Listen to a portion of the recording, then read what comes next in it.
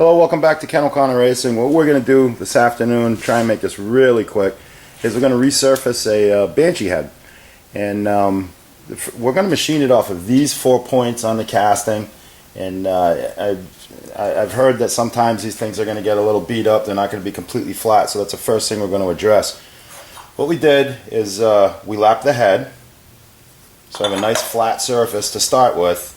And then we're going to go ahead and cut these. We're just going to take a little bit off of them just to make sure that everything is parallel at that point to the ceiling surface of the head.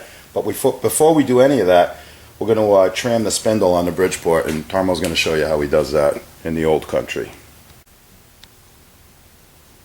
We've got our indicator set up, but what we've got is just an indicator that clamps onto the spindle. And a couple things I want to point out. Well, first I'll tell you what we're doing. We're going to cock this head this way. So it's like at a very slight angle, about a 1/2 thousandths we're going to do. And the reason for that is we don't want to get swirl marks in a back cut. That will not affect the flatness of the head, just to eliminate any swirl marks.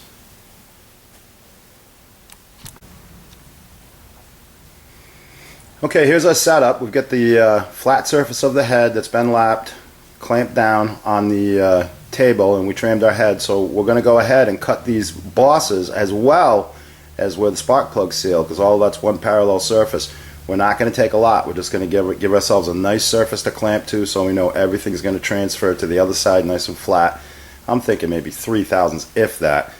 And Tarmo's just going to turn the Bridgeport on, and then we're going to crank the table up until he makes contact with that little boss. Got our small fly cutter in there to do this.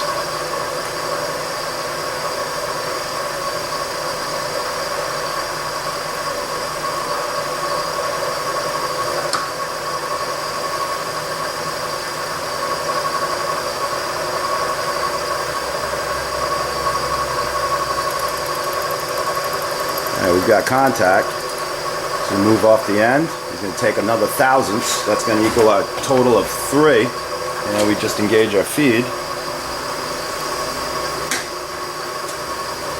and we'll take a nice swipe right across those 3 little surfaces right there.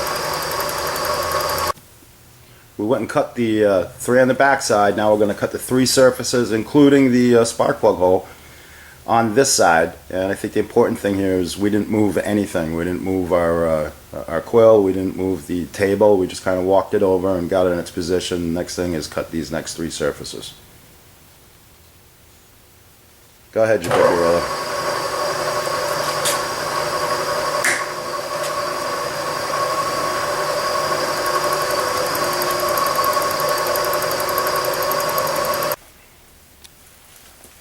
Okay, this is our final setup. What we got is some 1-inch parallels sitting on our freshly machined surface.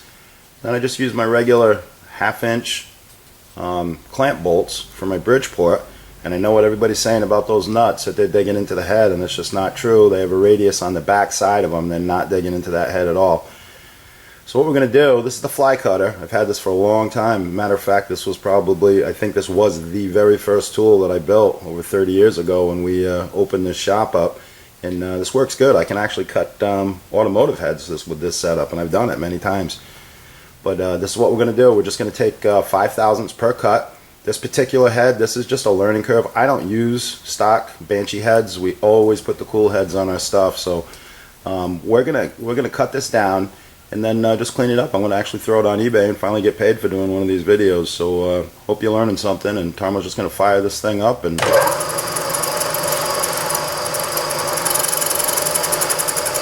was our initial touch.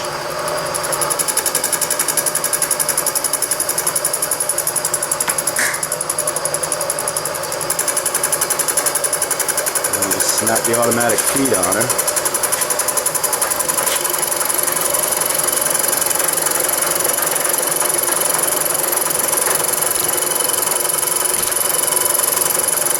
Right there, it's taking a nice even cut. Everything's parallel. We're not going to mess up our domes or our squish. The only reason I think to ever do this is if you have a head that, on a bike that overheated, it gets warped, you can bring it right back within its service limits. The other reason we would do this is if somebody absolutely insisted on using their stock head, we can use this setup right here to adjust the squish on the new engine. And I've heard of a bunch of guys taking 30 thousandths off of this and putting it back on their bike. I've never done it. Like I say, we use the cool heads and set everything up from there. But it's basically the process, and we'll show you what it looks like when we're done. That's a finished product. The only thing we did off camera, you didn't see, obviously we took it off the Bridgeport, cleaned it up a little, but you're going to have burrs after this. Make sure you knock all the burrs out of the holes and out of the water jackets, and that's it. Ready for eBay. Thanks for watching. OConnorRacing.com. Oh, what's that in the back? That's not a two-stroke.